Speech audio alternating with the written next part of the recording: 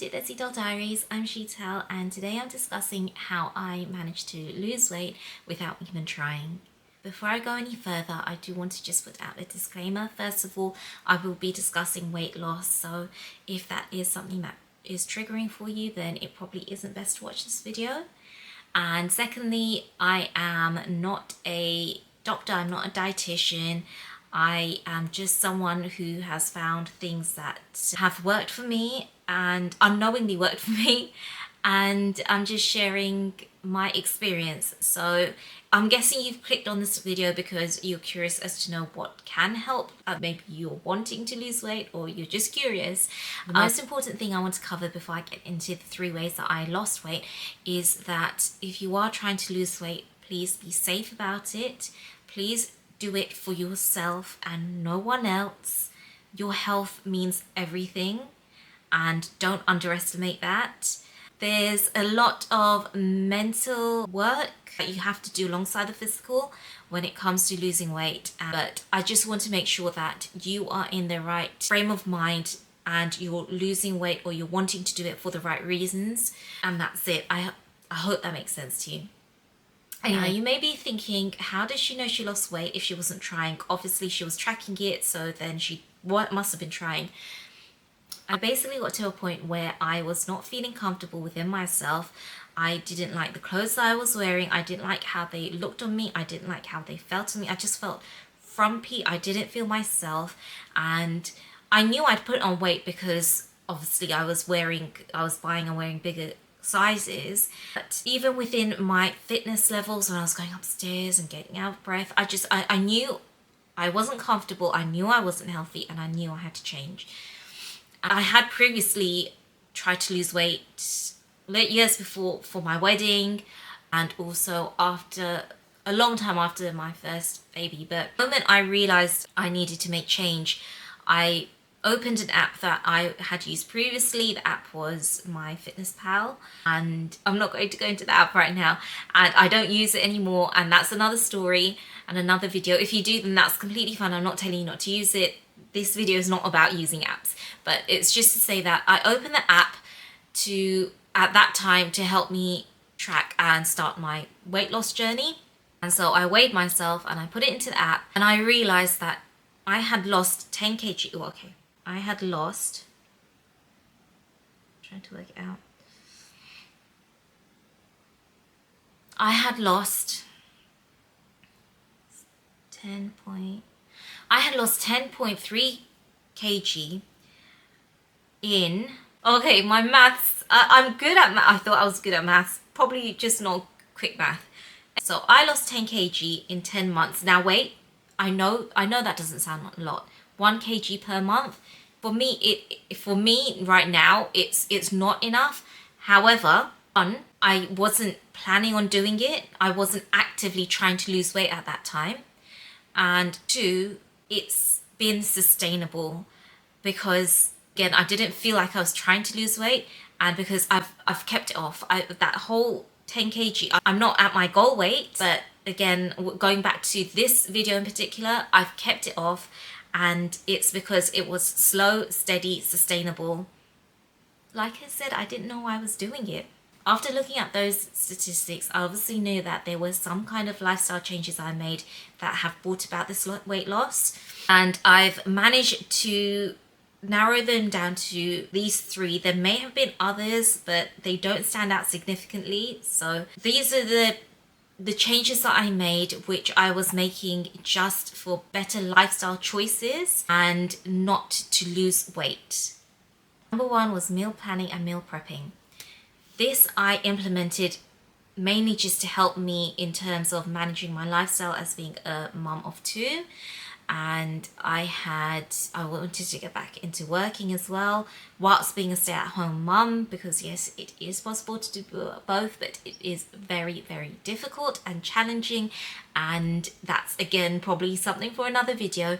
But for me, the meal planning and meal prepping meant, 1, it just helped overall with something that I believe is called decision fatigue, and basically it tires, I know this firsthand, you get so tired out and just fed up and frustrated with trying to think on a daily basis of what to make, what you can eat, what to make, what to feed the family.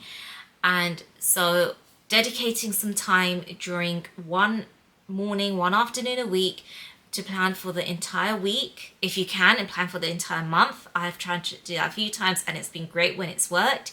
But realistically, for me, I start off with an overall plan for the month, but tweak it on a weekly basis. So meal planning and meal prepping, I think that's definitely helped because one, it stopped. There have been times where if I've not planned ahead and if I haven't prepped, I will very easily just grab a freezer meal, which we know isn't the best in terms of nutrients, and it's very calorie dense but not quite nutrient dense. Or just getting takeout, Uber Eats, Deliveroo, all that kind of stuff, which just hasn't been great. Or just grabbing for snacks, which are just quick fixes, chocolate bars, crisps, just things that ultimately they're not good for you and they are not proper meals. It's not something that is filling. It's not going to give me the energy that I need to sustain me through the day. And it's just not something that makes you feel good overall, although in the instant that you eat it, it does. But generally for me, as soon as I finish a packet of crisps, I just feel I don't feel great, and not psychologically, not that I feel guilty about eating it, but it feels just like I've got this film of just fried potato just working its way down to my stomach, and generally just food that isn't great for me or my health. So meal planning and meal prepping is definitely a lifestyle savior, and I can definitely vouch for the fact that it stopped me from grabbing foods that were on weight. Number two, and before I even mention what it is, I just want to say that I did this for personal reasons. I'm not telling anyone else how to live their lives, what choices to make, and I am definitely not judging anyone. I'm saying that because the second biggest change that I made, it probably is the first biggest change within my diet itself, however, within my lifestyle, is I went from a vegetarian diet to a vegan diet. I didn't do it to lose weight. I most definitely didn't do it to lose weight because I think a lot of new vegans do this. I transitioned for a few months from veggie to being a vegan, and within that time, and I still kind of didn't now, but I'm not so bad, I became a junk food vegan because I guess there's a stereotype that says when you're vegan, you can't eat certain foods. There's a very big difference between being vegan and plant-based, and I won't go into it, but being vegan these days, I was still able to, and I definitely did, eat chocolate, ice cream, pizza, and loads more, and I still do because there's so many alternatives now, and alternatives that taste good, not just alternatives because there's nothing else out there. I am definitely not the type of person to eat something for the sake of eating it. If it doesn't matter if it's vegan, if it doesn't taste good, it's not for me. But I think the reason I noticed such a big weight drop is because when I was vegetarian, I absolutely loved my cheese. I love my cheese. I enjoyed my eggs. And again, I loved my dessert. I wouldn't say I had so much of a sweet tooth, but if it was there and available, especially things like chocolate, ice cream, but comfort foods when it comes to any kind of pudding with custard, I can still have that now, to be honest. I've cut down on it. But I think because it's so easily available, things like pastries and eclairs, things like that, I can't get vegan, or definitely not easily. So I think having cut those kind of things out, and definitely the cheese, I love so many different types of cheese, forms of cheese. I love my paneer, I love cheesy pizza, I love brie, goat's cheese, camembert. And as for eggs, we love an egg curry at home. My favorite breakfast of all time was an eggs benedict. So I guess cutting those things out just made a significant difference in my weight. That's just something I personally noticed, and I'm not telling you how to live your life or what changes you should make. Number three is probably my favorite, and that would be forming joyful habits. The reason I implemented this was not so much weight loss, but I will say that it did have to do a lot with my eating habits, and that's because I was emotionally eating. I went through a stage in my life when I had binge eating disorder, and if that's something that you want me to touch on or go on into detail, then let me know. I'll make a video covering my journey through that. But essentially I knew that I needed to stop turning to food, especially emotionally. And so alongside a lot of other healing work that I did, which I won't go into now, I basically decided that I needed to fill a lot of gaps in my life. I basically realized that I needed to implement more habits into my life that brought me joy instead of eating. I'm a foodie, I love eating, and I love trying out new cuisines, new dishes. I love sharing food with friends and family. I think it's a great bonding experience. But when I took it to another level, when I was eating out of boredom, frustration, anger, sadness, I knew something had to shift. And so I decided to bring back joy into my life, which I feel is something that a lot of new mums, not necessarily new mums, but I feel it's something that as you become a mum, you kind of lose touch with, and it's not intentional, but I think a lot of us mums don't realize it for a long time. I realized it. I decided to start dedicating time to discover things that brought me joy, that filled me with excitement, things that I wanted to do, that I could do, that replaced eating foods that I didn't need to eat or eating at times I didn't need to eat. Some of those things were doodling, which have in turn helped me build a career in art. Some of it was food related, but it was more about exploring dishes and recipes and cuisines, and watching things like MasterChef Australia and the Great British Bake Off, and just learning about food and not necessarily consuming it as much. Reading, I love reading. I started to learn how to crochet and knit. I basically wanted to do things that kept my hands busy so that I wouldn't be eating. Watching TV is fine as long as you're not just eating. I would easily eat popcorn, crisps, crackers, chocolate, anything. I was not shy to indulge whilst watching something. So I tried to refrain from that. When I was watching cooking shows, then I would be taking notes. So that's another thing. I'd watch lots of motivational videos. I'd be reading, listening to podcasts where I could take notes. So again, keeping my hands busy, keeping my mind busy, preoccupied. It could be something different for you, getting out and about, making Lego. Do you make Lego? Is that what you do with Lego? Making Lego sculptures, buildings? I don't know. I'm just going to say make Lego. I don't know. What is the correct term for when you make things with Lego? Just doing, like, to keep your hands busy. Gardening, oh my gosh, gardening would be amazing. I would love to have my own little veggie patch, fruit patch, whatever it is. I tried and I discovered that I do not have green fingers.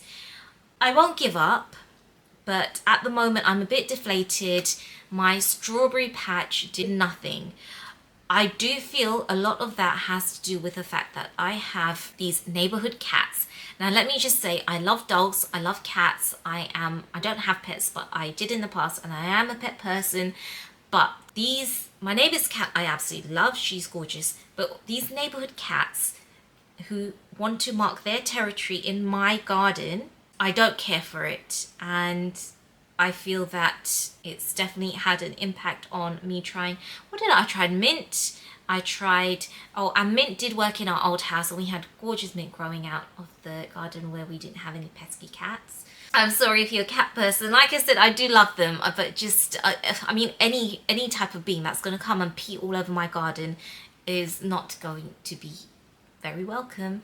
And yeah, so I tried strawberries, I tried mint. I'm going off. Okay, let's not talk about what I tried and failed at.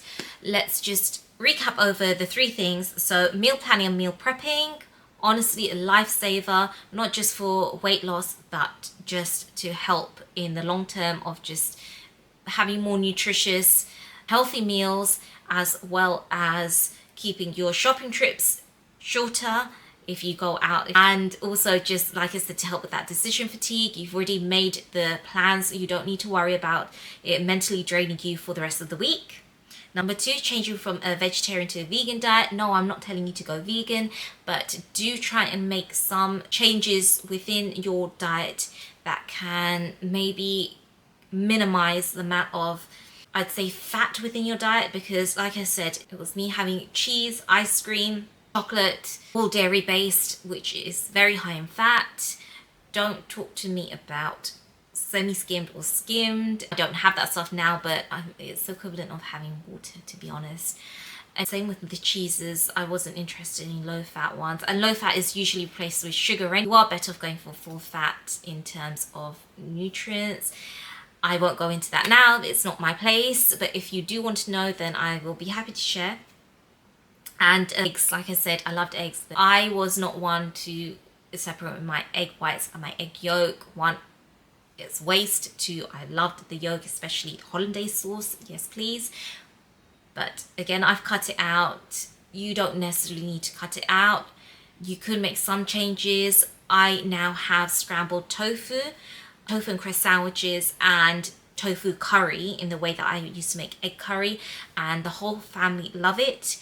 And I say that because my husband is a carnivore, and those 3 dishes he absolutely loves. He is happy to replace scrambled eggs and the egg and cress sandwiches and egg curry with those. No, they don't taste exactly the same, but the first 2 I mentioned, scrambled tofu and the tofu and cress sandwich, they are so similar. Curry, no. It still tastes good. Does it taste like egg curry? No, it doesn't. I won't stop trying to find a replacement. I have come across a few YouTubers that use different ingredients to what I have to mimic the egg yolk taste and texture. So that's something that I might get into. Again, I'm going off and you probably don't even care about this, I'm sorry. So that was number 2, and number 3 was just forming joyful habits. Someone's at the door. I'm back. I may be out of breath because I was running up and down the stairs, but where was I? Number 3, forming joyful habits. This is by far one of the best things you can do for your overall health, mental health, physical health, emotional health. Honestly, just do it. Yes, it will help you lose weight because you're doing things other than eating, but it just makes you happier, and that's all I want for everyone, just to be living happier lives. So yes, definitely try and implement that one. So those are the 3 changes I made that helped me lose weight without even knowing it. But I will follow this video up with another one to show the changes I have actively made to lose weight. Because as I said at the beginning, the only reason I knew that I had lost that amount of weight was because I decided I wanted to make changes to my current weight at the time, which I'm still doing. So I'll make another video of what habits, what changes, what things I've done, what has worked for me, what worked but was not sustainable. So if you do have any questions for me for that video, then let me know. And finally, I just want to wish you good luck if you're on this journey. Please remember to stay safe and healthy and happy, because without your health and your happiness, nothing really matters. Thank you for watching, and I'll see you soon. Goodbye.